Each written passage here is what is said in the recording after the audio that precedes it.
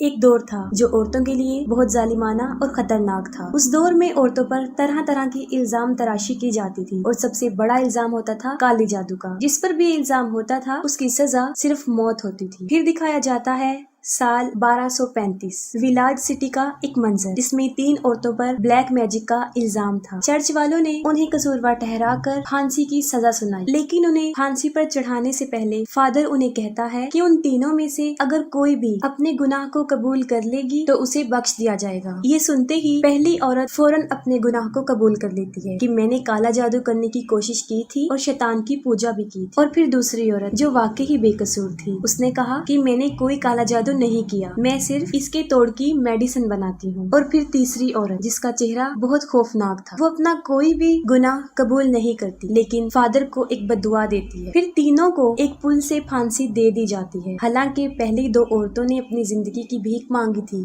لیکن اس دور میں کالے جادو کی سزا صرف موت تھی۔ پھانسی دینے کے بعد سپاہی ان کی ڈیڈ باڈیز کو ندی میں لٹکا دیتے ہیں اور پھر وہاں سے چلے جاتے ہیں، لیکن انہیں فادر روک لیتا ہے اور کہتا ہے کہ ہم ان کی ڈیڈ باڈیز کو ایسے ہی نہیں چھوڑ سکتے اور کالے جادو کی اثرات کو بھی ختم کرنا ہے، جس کے لیے اسے سالومن کی ایک کتاب سے کچھ الفاظ ان کی ڈیڈ باڈیز پر بولنے ہوں گے، ورنہ اس کا نتیجہ بہت برا نکل سکتا ہے۔ لیکن سپاہی ان باتوں پر بلیف نہیں کرتے تھے، وہ پادری کی کوئی بات نہیں سنتے اور وہاں سے چلے جاتے ہیں۔ لیکن پھر جب آدھی رات ہوتی ہے تب فادر سالومن کی وہ کتاب اس ندی پر لے کر آتا ہے اور ایک ایک کر کے ان عورتوں کی ڈیڈ باڈیز کو باہر نکالتا ہے۔ پھر ان کی ڈیڈ باڈیز پر کچھ الفاظ بولتا ہے جسے منتر کہا جاتا ہے۔ ان میں سے 2 عورتوں کی ڈیڈ باڈیز میں سے تو شیطان چلا جاتا ہے، لیکن تیسری عورت زندہ ہو جاتی ہے، لیکن اب وہ ایک خوفناک شکل کی وچ بن گئی ہوتی ہے اور فادر کو ہی مار کے پل سے لٹکا دیتی ہے۔ اور پھر کافی سال گزر جانے کے بعد 13ویں صدی دکھائی جاتی ہے اور اس دور میں جنگوں کا آغاز ہو چکا ہوتا ہے اور چرچ کی طرف سے لاکھوں کی تعداد میں لوگ جنگ کے لیے شرکت کرتے ہیں، لیکن ان میں سب سے زیادہ جو بہادر تھے وہ 2 سینک تھے جنہوں نے تقریباً ہر جنگ میں ہی بڑی بہادری کے ساتھ شرکت کی تھی۔ وہ دونوں آپس میں فرینڈز ہوتے ہیں اور ایک دوسرے کا کافی خیال رکھتے ہیں، جن میں سے ایک کا نام فیلسن اور دوسری کا نام بہمن ہوتا ہے۔ ان لوگوں نے چرچ میں شامل ہو کر بہت بہادری کا مظاہرہ کیا اور وفاداری کا ثبوت دیا۔ پھر انہوں نے سال 1544 میں سمیریا پر حملہ کیا، ان لوگوں کے ساتھ ان کی جنگ ہوئی اور انہوں نے بہت بڑی تعداد میں لوگوں کو قتل کیا، لیکن اس جنگ میں بہت جلد ان لوگوں کو اس بات کا پتہ چل جاتا ہے کہ ان کے خلاف لڑنے والے کوئی سپاہی نہیں ہیں بلکہ وہ عورتیں اور بچے تھے، اور یہ بات انہیں تب پتہ چلتی ہے جب بہمن کی تلوار ایک عورت کے پیٹ میں گھس جاتی ہے۔ پھر وہ دونوں آس پاس عورتوں اور بچوں کی ڈیڈ باڈیز دیکھ کر کافی اپسیٹ ہو جاتے ہیں اور اس بات کا قصوروار وہ اپنے لیڈر کو سمجھتے ہیں اور کہتے ہیں کہ ہم معصوموں کی جان لینے کے لیے اس جنگ میں شامل نہیں ہوئے اور درہم کا نام کر کے ہم ان لوگوں پر ظلم نہیں کریں گے۔ یہ فیصلہ سنا کر وہ دونوں بغاوت پر اتر آتے ہیں اور اپنی فوج کو چھوڑ کے چلے جاتے ہیں اور اپنے ملک وہ واپس چلے جاتے ہیں۔ انہوں نے چرچ کے آرڈر کو فالو نہیں کیا، اسی لیے وہ باغی بن گئے، لیکن انہیں چھپ کر رہنا پڑتا کیونکہ عیسائی مذہب عروج پر تھا اور ان کے قانون بھی بہت سخت تھے، جن میں بغاوت، دھوکہ اور کسی بات کو پورا نہ کرنے پر سزائے موت سنائی جاتی۔ وہ دونوں سٹیریا سے گزرتے ہیں،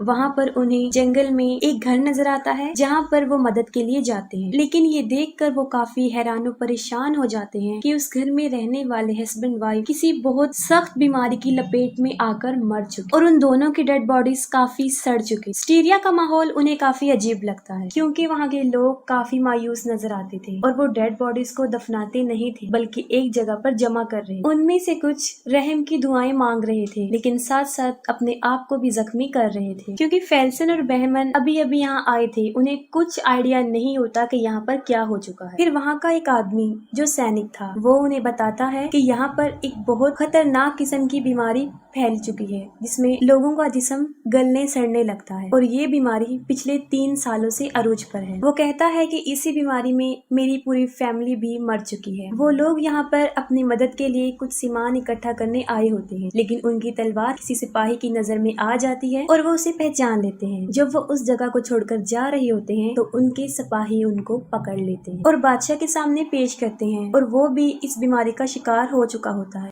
بادشاہ کو فیلسن اور بہمن کے بارے میں پتا ہوتا ہے کہ وہ دونوں بہت بہادر سولجر ہیں، لیکن اب وہ بغاوت پر اتر آئے ہیں۔ بادشاہ انہیں بتاتا ہے کہ یہ بیماری جہنم سے آئی ہے جسے ایک عورت اس دنیا میں لے کر آئی ہے اور اسے ہم نے قید کیا ہوا ہے، اور کہتا ہے کہ اس کا توڑ صرف سالومن کی کتاب میں ہے اور وہ کتاب بھی زیورک میں ہے اور ان وچ کو زیورک لے جانا ہوگا، تو وہاں کے لیڈرز اس بات کو ڈیسائیڈ کریں گے کہ ان کے ساتھ کیا کرنا ہے۔ لیکن ہمارے سپاہی یہ نہیں کر سکتے کیونکہ ہمارے سپاہیوں پر اس کا اثر جلدی ہو جاتا ہے۔ وہ آفر کرتا ہے کہ اگر تم یہ کام کر دو تو چرچ تمہارے سارے گناہ معاف کر دے گا، لیکن بہمن اس کو کرنے سے انکار کر دیتا ہے کیونکہ ابھی بھی اس کے دل میں آخری جنگ کا افسوس تھا۔ ان کا انکار سن کے بادشاہ کو غصہ آ جاتا ہے اور وہ ان دونوں کو ایک جیل میں قید کروا دیتا ہے، لیکن اس جیل میں وہ وچ بھی ہوتی ہے۔ وہ لڑکی دیکھنے میں وچ نہیں لگ رہی تھی، لیکن بہمن کو اس پر ترس تب آتا ہے جب آدھی رات کو وہ اپنے زخموں کی وجہ سے کانپ رہی ہوتی اور رو رہی ہوتی ہے، لیکن بہمن اس پر ترس کھا کے بادشاہ کو اس بات کے لیے ہاں کر دیتا ہے کہ وہ لوگ اسے زیورک لے جائیں گے، اور یہاں سے زیورک تک جانے میں انہیں 6-7 دن لگ جانے تھے۔ ان کے ساتھ جانے کے لیے ایک فادر اور وہاں کا ایک سینک بھی شامل ہو جاتے ہیں۔ ان کے پاس اس جگہ کا کوئی آئیڈیا نہیں ہوتا، صرف ایک میپ ہوتا ہے، لیکن بہمن میپ پر بلیف نہیں کرتا، اسے ایک شخص چاہیے ہوتا ہے جو پہلے وہاں پر جا چکا ہو۔ پھر اس ڈیمانڈ پر ایک سوداگر جو ان کی مدد کرتا ہے، وہ 9 سال پہلے وہاں پر جا چکا تھا اور اسے سارا راستہ پتا تھا۔ وہ 5 لوگ ہوتے ہیں اور وچ کو ایک جنگلے میں بند کر کے لے جا رہے ہوتے ہیں۔ دیکھنے میں کسی کو بھی وہ لڑکی ڈائن نہیں لگ رہی تھی سوائے فادر کے، کیونکہ اسے پتا تھا کہ یہ ایک ڈائن ہی ہے۔ سفر کے دوران وہیں کا رہنے والا ایک لڑکا ان کا پیچھا کر رہا ہوتا ہے کیونکہ وہ بھی وہاں پر جانا چاہتا ہے۔ وہ بہمن کو کہتا ہے کہ جب آپ کا مشن پورا ہو جائے تب آپ مجھے بھی سپاہی بنائیے گا، لیکن وہ لوگ اسے وہاں پر لے جانے کے لیے ایگری نہیں ہوتے۔ پھر فیلسن اس کی تلوار بازی کا امتحان لیتا ہے جس میں وہ کافی ایکسپرٹ ہوتا ہے، اور بہمن بھی یہ دیکھ کر اسے ساتھ لے جانے پر ایگری ہو جاتا ہے۔ رات کافی ہو چکی ہوتی ہے اور وہ باری باری اس چڑیل پر پہرا دیتے ہیں۔ پہلے پہرے کی باری ایک ہارٹ کی ہوتی ہے، پھر ایک ہارٹ فادر کو اپنی مری ہوئی بچی کی بات سناتا ہے جس کو وہ چڑیل سن لیتی ہے اور وہ اسے اپنی بیٹی جیسے ہی لگتی ہے۔ یہ سوچ کر وہ اسے آزاد کرنے جا رہا ہوتا ہے تو وہ سلاخوں سے اپنے ہاتھوں کو باہر نکالتی ہے اور ایک ہارٹ کو جکڑ لیتی ہے۔ اسے بچانے کے لیے فادر آگے بڑھتا ہے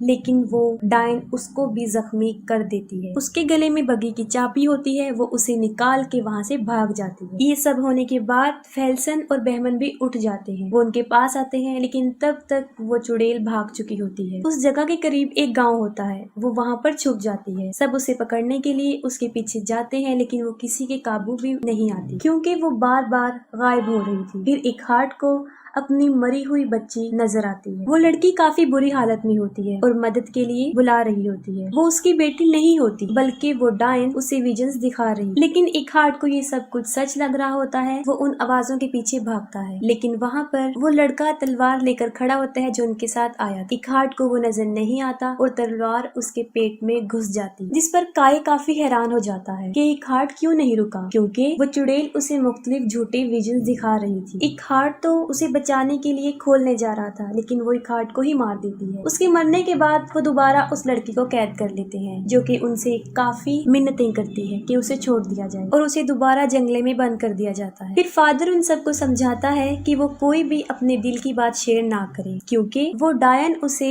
ہمارے خلاف ہی یوز کر سکتی ہے اور یہ ہمیں عجیب چیزیں بھی دکھا سکتی ہے اور ہمیں آپس میں لڑوا بھی سکتی ہے۔ سفر کرنے کے دوران 2 پہاڑوں کے بیچ ایک گہری کھائی آ جاتی ہے لیکن اس کے اوپر سے گزرنے کا جو راستہ تھا وہ رسیوں کا بنا ہوا ایک بہت پرانا پل تھا، لیکن وہ کافی کمزور تھا۔ ان لوگوں کے پاس گھوڑے کے پیچھے سلاخوں والی ایک بہت بھاری سواری ہوتی ہے جس میں وہ ڈائن قید ہوتی ہے، لیکن اپنے سامان کے ساتھ اس جگہ کو پار کرنا کافی مشکل تھا۔ وہ ایک ایک کر کے پل کو پار کر لیتے ہیں اور سب سے آخر میں اس گاڑی کو لے جاتے ہیں اور کافی مشکل پیش آتی ہے انہیں یہ سب کرتے ہوئے اور وہ پل بھی ٹوٹ جاتا ہے۔ پھر وہ ایک گھنے جنگل میں داخل ہوتے ہیں۔ اس جنگل کو خطرناک جنگل سمجھا جاتا تھا کیونکہ جو بھی وہاں پر آیا وہاں سے بچ کر نہیں گئے۔ وہاں پر بہت فوگ تھی اور وہ اپنی رات گزارنے کے لیے اس جنگل میں ہی رک جاتے ہیں۔ انہیں کوئی راستہ بھی نظر نہیں آ رہا تھا اور سوداگر کو ساری رات نیند نہیں آئی کیونکہ جیسے ہی وہ سونے کے لیے آنکھیں بند کرتا تھا اسے ڈراؤنے خواب آنا شروع ہو جاتے۔ یہ سب کچھ وہ ڈائن کر رہی تھی اور جب سوداگر سے یہ تکلیف برداشت نہیں ہوئی وہ اپنی تیر کمان لیتا ہے اور اس ڈائن کو مارنے کی کوشش کرتا ہے جس پر بہمن اس کو منع کر دیتا ہے۔ जंगल में जगह जगह भटकने के बाद जब काफी दिन तक उन्हें कोई रास्ता नहीं मिलता तो बहमन का दिमाग खराब होना शुरू हो जाता है और वो गुस्से में आकर उस विच को मारने का फैसला करता है, जिस पर फादर उसे रोक लेता है। फिर फेल्सन बहमन को बताता है कि हमें अपनी मंजिल पहाड़ की बुलंदी पर मिल चुकी है और वो ज़ेवरिक वहीं पर है। ऊपर पहुंचकर वो लोग दरवाजे पर काफी नॉक करते हैं लेकिन कोई भी नहीं सुनता। फिर जब काफी वेट करके भी कोई दरवाजा नहीं खोलता तो काई दीवार को पार करके दरवाजा खोल देता है और उस जगह पर बहुत सन्नाटा होता है और फिर वो चर्च के अंदर चले जाते हैं और वहाँ का मंजर बहुत खौफनाक होता है। ये सब देखकर फादर बहुत रोता है क्योंकि वो सब भी अब तक उस बीमारी का शिकार हो चुके थे और सब भी इस बीमारी में मर जाते हैं। फिर वो सोचते हैं कि ऐसी जगह पे शैतान का असर कैसे हो सकता है। वो सब लोग एक ही हालत में मर जाते हैं। वो एक किताब लिख रहे होते हैं। तब फादर उनके सामने इस बात को एक्सपोज कर रहा था कि वो लोग सालोमन की किताब की कॉपी बना रहे थे और असल किताब तो सिर्फ एक है